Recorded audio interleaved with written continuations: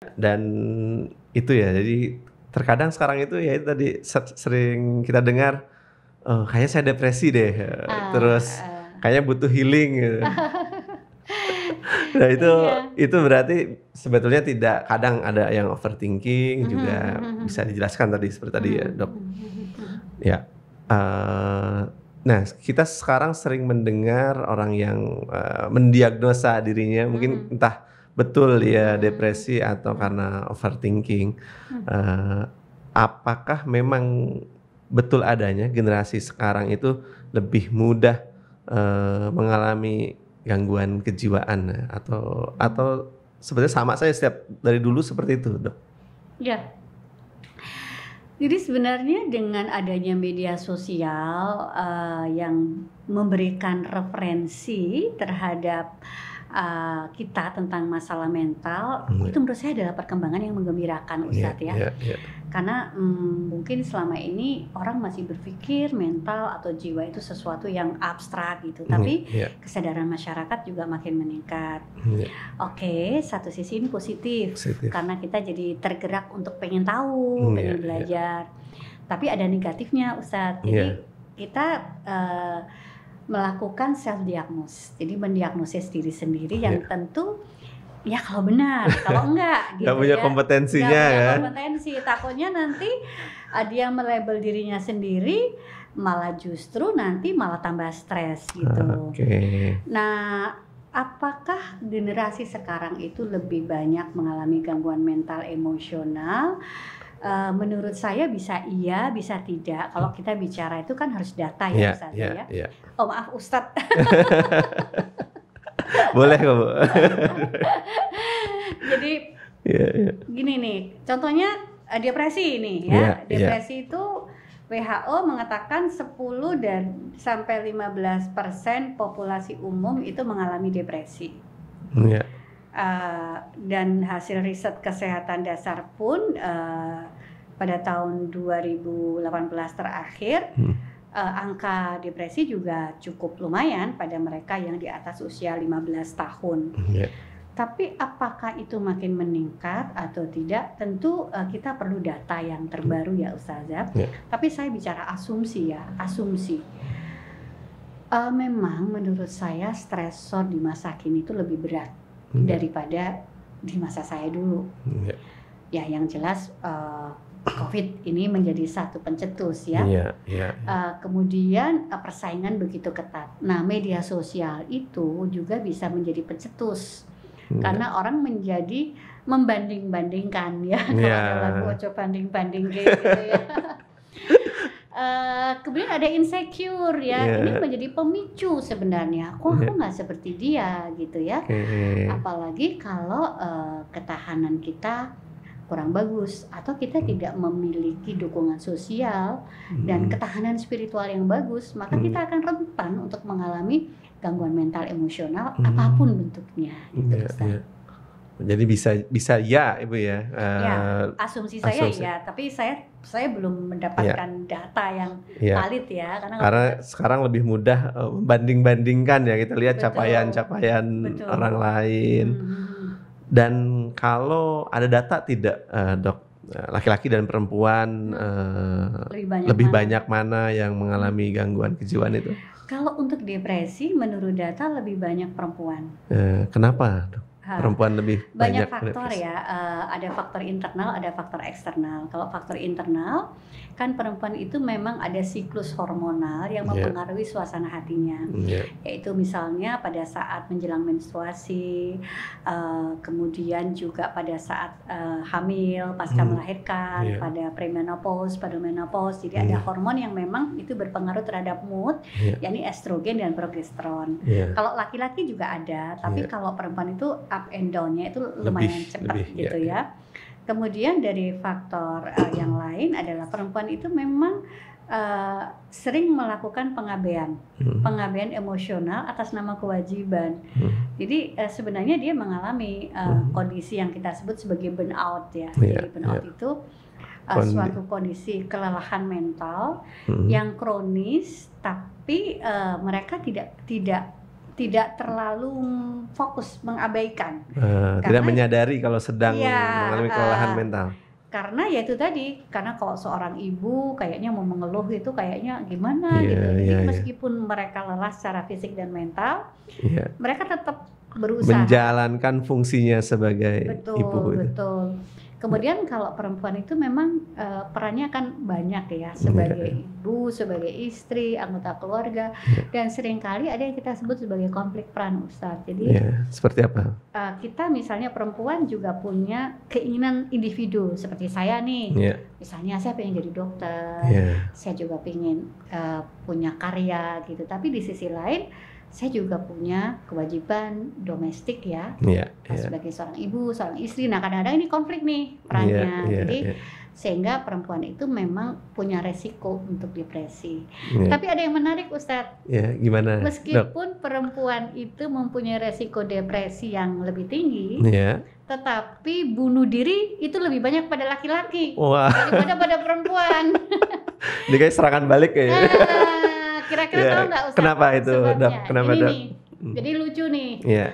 Perempuan itu kalau kondisi depresi ya, kalau orang kondisi depresi berat itu kan kadang bisa muncul ide bunuh diri. Itu kebanyakan mikir, nanti kalau saya mati gimana ya anak saya, keluarga saya.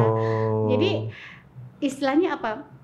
Kalau dalam bahasa kita itu nggak sungguh-sungguh gitu loh, karena terlalu banyak yang pertimbangan. Jadi angka percobaan bunuh diri pada perempuan itu lebih banyak.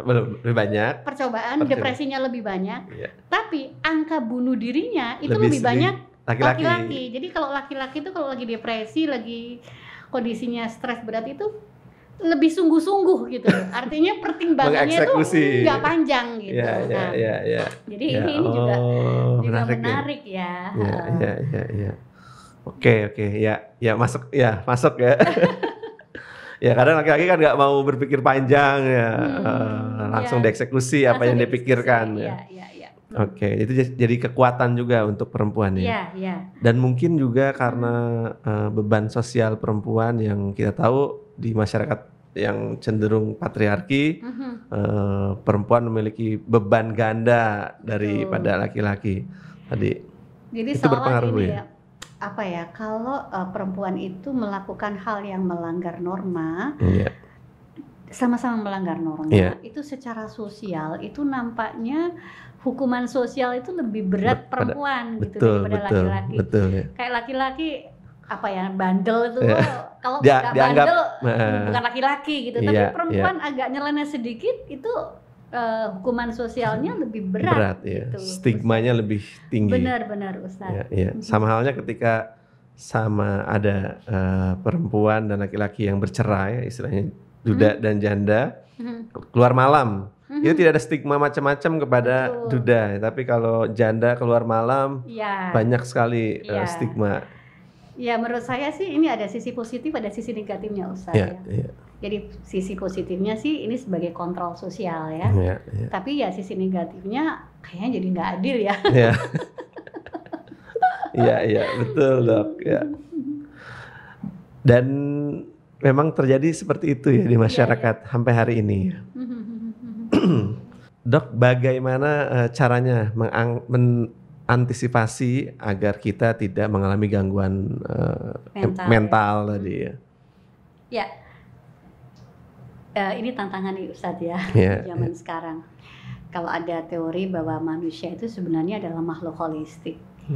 Jadi ibaratnya kita itu duduk nih ditopang oleh 4 kaki kursi ya, yaitu kaki fisik atau biologi, kaki psikologi, kaki sosial, dan kaki spiritual. Jadi menurut hemat saya untuk bisa mencapai derajat kesehatan yang paripurna, tentu 4 aspek itu harus kita perhatikan Ustadz ya. Jadi fisik, mental, sosial, dan spiritual itu merupakan satu kesatuan ya. Nah misalnya begini nih Ustadz, kalau kita bicara fisik ya, kenapa penting asupan gizi yang bagus, gaya hidup, olahraga? karena ini ternyata tidak hanya baik untuk fisik saja, tapi untuk mental juga. Misalnya nih, berpengaruh ya Bu ya? Ya Ustadz, misalnya kita makanannya gizinya tidak seimbang. Tadi saya sudah ceritakan, ada zat di otak yang berpengaruh terhadap suasana hati. Contohnya adalah serotonin nih. Nah, serotonin itu sebenarnya adalah protein yang berbahan dasar triptofan. Triptofan itu banyak pada susu, mungkin pada buah-buahan seperti pisang, apel. Nah, kalau seseorang itu gizinya tidak seimbang, itu mempengaruhi mood, mempengaruhi suasana hati. Itu sebabnya Ustadz, kalau bayi-bayi yang kurang gizi itu rewel. Sebenarnya sama aja, emak-emak, bapak-bapak kalau makannya kurang gizi itu juga rewel juga. Jadi Ustadz, kalau Ustadz kalau lihat, ini kok pada rewel ya, ini lapar nih gitu. Jadi ada makanya penting kita memperhatikan asupan gizi seimbang ya. Secara sederhana gizi seimbang tuh begini Ustadz. Jadi kalau ada 1 piring, separuh itu sayur buah. Nah mungkin selebihnya itu mungkin nasi atau mungkin lauk ya, seperempatnya lauk, seperempatnya nasi gitu. Kalau kita kan kebalik nih Ustadz. Nasinya banyak, lauknya sedikit. Lauknya karena cuma gorengan. Jadi nggak seimbang gitu ya, makanya itu juga rentan bisa menimbulkan gangguan fisik dan juga gangguan mental gitu. Terus dari sisi psikologi, nah tentu kita perlu penguatan secara ketahanan mental kita, misalnya dengan memiliki referensi yang bagus ya. Kemudian kita juga bisa konseling, menambah asupan informasi tentang kesehatan mental yang benar, lingkungan atau teman-teman yang juga support sistem yang bagus ya. Ini termasuk penting. Sosial tadi Ustadz ya. Karena kadang-kadang lingkungan itu juga akan mempengaruhi perilaku kita, emosi kita gitu kan, juga pikiran kita.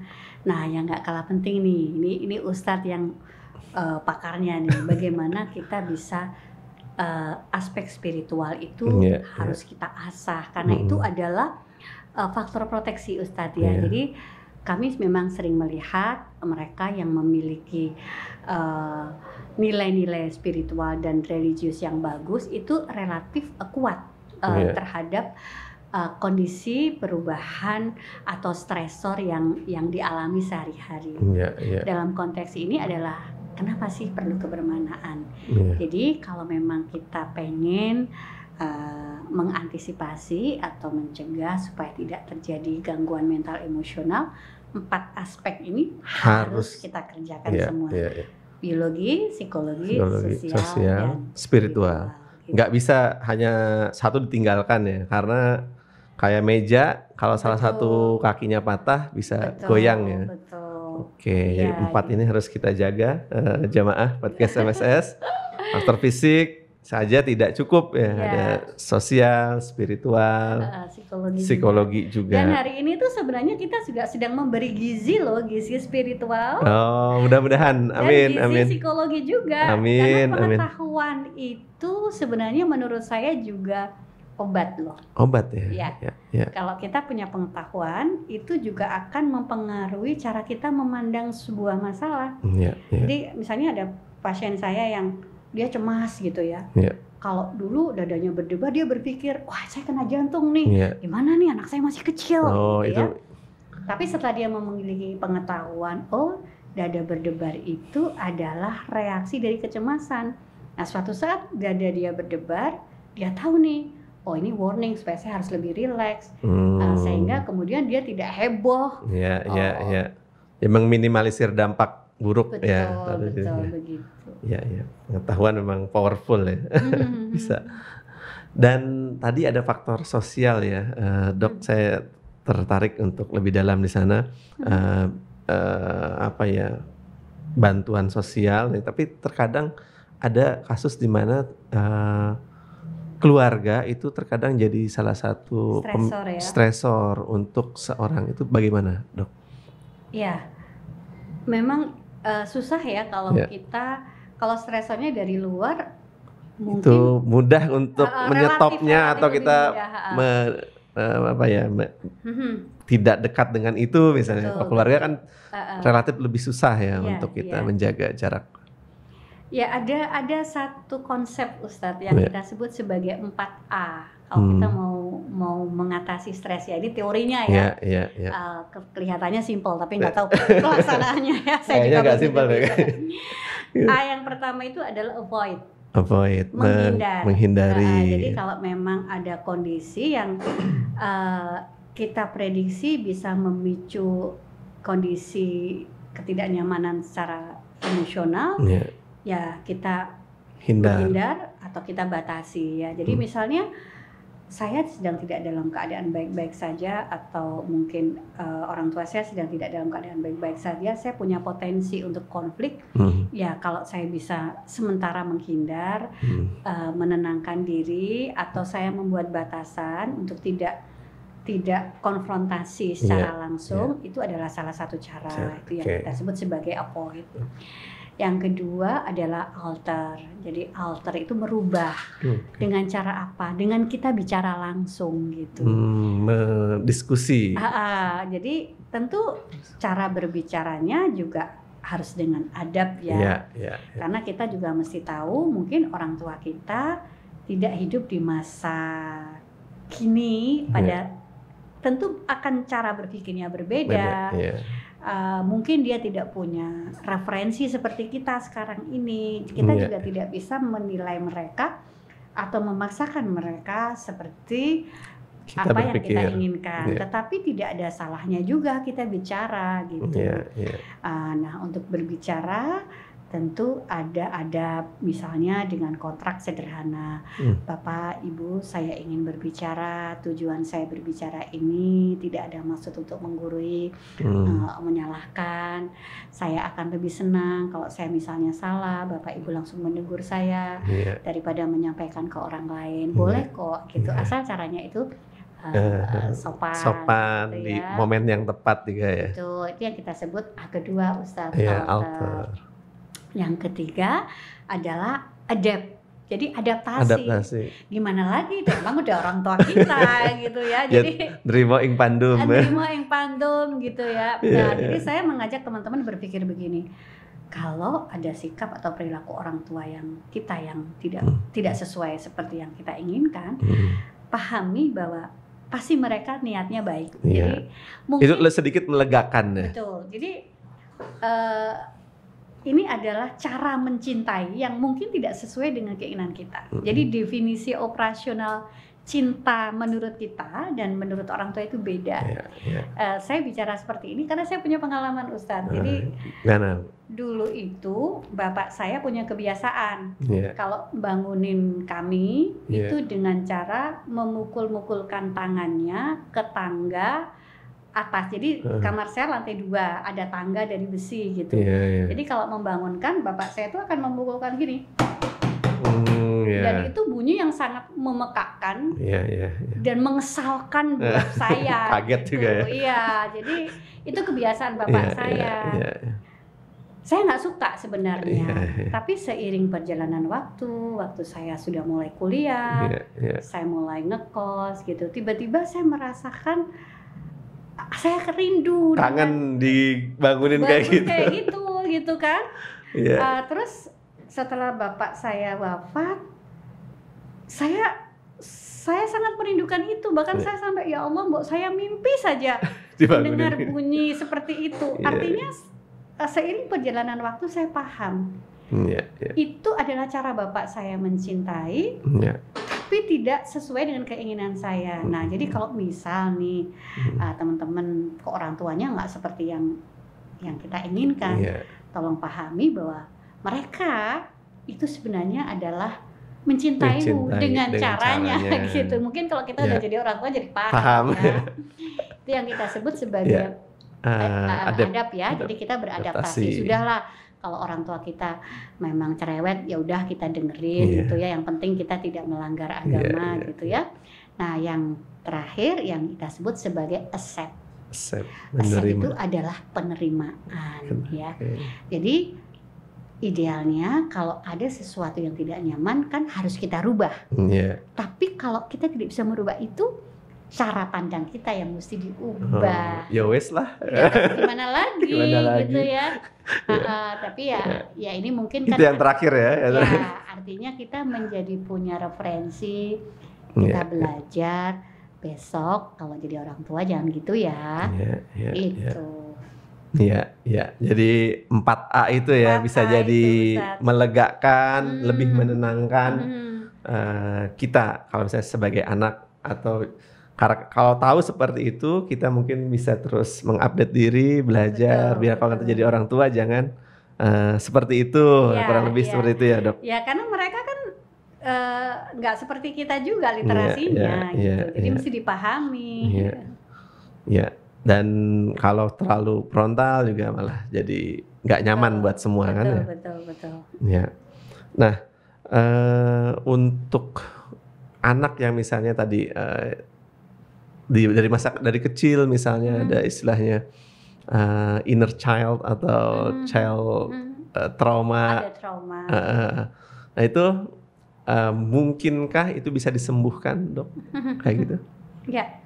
Mungkin kita samakan persepsi dulu ya, Ustaz ya, apa itu yang disebut inner child? Karena inner child ini istilah yang cukup populer. Oh ya, sebenarnya ada tidak ya di dalam dunia kedokteran itu?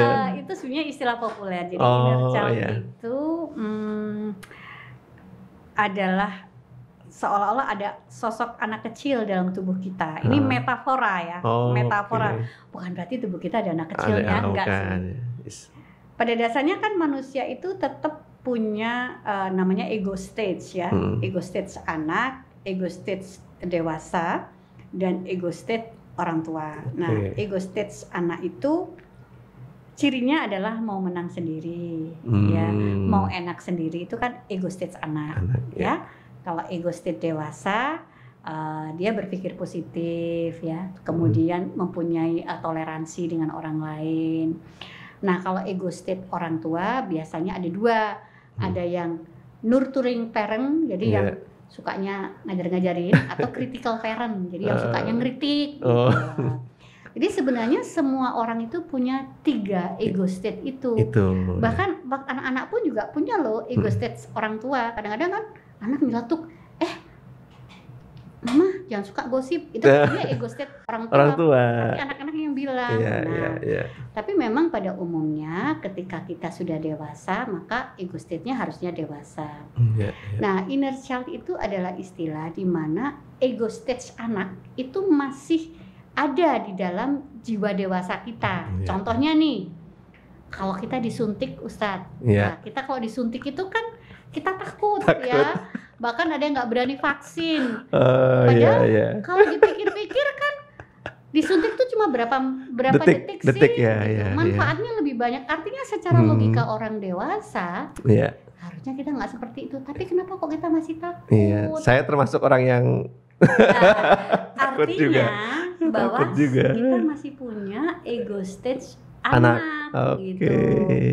Nah, inner child itu bisa terluka, misalnya pada saat masa kecil kita ada sebuah peristiwa yang tidak nyaman. Nah, pada saat kita kecil itu kan kita memaknai dengan logika masa kecil kita, gitu kan? Tapi setelah kita dewasa, ini udah nggak match lagi nih. Sebenarnya logika dewasa kita mengatakan harusnya saya nggak boleh seperti itu. Misalnya nih, ada pernah dipukul oleh orang tuanya karena berbuat kesalahan yang menurut dia tidak lakukan, dia terluka tuh sampai dewasa dia ingat dan dia masih marah sama orang tuanya, sehingga kemudian ini muncul 2 sifat, dia menjadi sangat tidak percaya diri atau dia menjadi tidak percaya dengan orang lain gitu. Ini kan sebenarnya ada logika masa kecil karena dia punya pengalaman yang tidak menyenangkan dan itu jadi referensi dia pada saat dia dewasa. Meskipun dia tahu ini sudah berlalu, orang tua saya sekarang kebaikannya lebih banyak dari kekurangannya, tapi nggak bisa ngelawan itu. Yang kita sebut sebagai contoh dari inner child. Nah, apakah itu bisa dihilangkan? Ya, bisa. Tidak bisa? Bisa. Oh, bisa. Jadi pertama karena perasaan itu valid. Jadi kalau kita sedih, marah, atas apa yang terjadi di masa lalu itu sebenarnya boleh. Karena ya itu benar-benar real yang kita rasakan. Kemudian kita melakukan yang namanya reparenting. Jadi reparenting itu adalah kita mengasuh kembali sosok anak kecil di dalam diri kita gitu. Kita memberikan ruang untuk mengekspresikan sedih, mengekspresikan rasa marah, tentu dengan 3 syarat. Tidak boleh mencelakai diri, tidak boleh mencelakai orang lain, dan tidak boleh merusak lingkungan.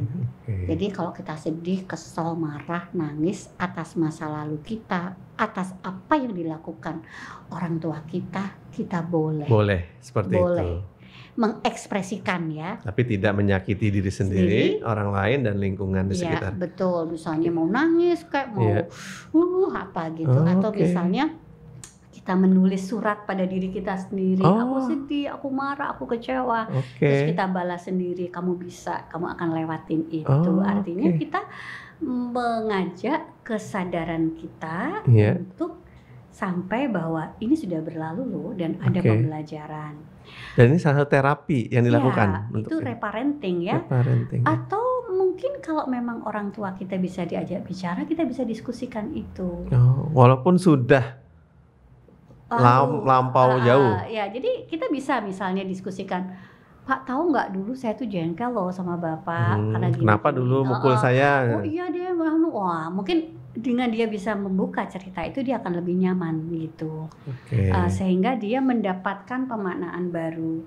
Yang ketiga, boleh juga minta bantuan profesional apakah itu psikolog klinis atau psikiater. Karena kadang-kadang kita itu ngerti Ustadz harusnya nggak begini nih, tapi kita agak sulit memetakan perasaan kita, dan kita itu butuh refleksi, butuh validasi dari orang lain apa yang kita pikirkan dan apa yang kita rasakan. Seperti itu. Seperti itu ya, luar biasa itu ilmu. Masya Allah, ini saya baru tahu Ibu beberapa tadi. Saya yakin ini juga bermanfaat sekali buat jamaah podcast MSS, mudah-mudahan. Dan ini kita sudah banyak sekali sebenarnya pertanyaan di kepala, tapi ini dibatasi oleh waktu. Bagaimana menurut jamaah podcast MSS, setuju tidak kalau ada part 2 dengan Dr. Ida Rohmawati? Kalau setuju nanti tulis setuju ya di komentar. Mudah-mudahan bisa Ibu ya. Insya Allah. Saya senang sekali bisa diundang, bisa berbagi pengetahuan. Sesungguhnya saya juga tidak sempurna, saya tidak sebaik teori-teori itu Saya juga belajar Ustadz. Tapi setidaknya dengan kita berbagi ini mengingatkan diri saya sendiri. Dan sebenarnya apa yang saya sampaikan bisa juga dilihat di Instagram saya Ustadz. Di @new_ida psikiater. Nanti di follow juga. Terima kasih. Follow juga Instagramnya dari Masjid Suciati Saliman. Iya, masih banyak sekali informasi yang bermanfaat. Terakhir Dokter, apa pesan dan pesan mungkin untuk jamaah podcast MSS agar kita semua tidak mengalami gangguan kecemasan atau tadi gangguan jiwa secara umum? Simpel aja Ustadz. Ubahlah yang bisa diubah, terimalah apa yang tidak bisa diubah. Dan tetap berprasangka baik bahwa apa yang terjadi itu pasti ada izin dan kehendak Allah. Dan setiap kesulitan, bersama kesulitan ada kemudahan, dan Allah tidak akan mencoba hambanya melebihi kemampuannya. Yakin itu. Masya Allah, ini akan melegakan, menenangkan, lebih membahagiakan ya bagi siapa saja yang sedang mengalami, yang sedang tidak baik-baik saja dengan dirinya. Dok, terima kasih banyak atas waktunya, atas kesempatannya, atas ilmunya. Satu kebahagiaan, keberkahan untuk Masjid Suciati Saliman, podcast MSS dirauhi, dikunjungi oleh Dr. Ida Rohmawati. Terima kasih juga sudah diundang.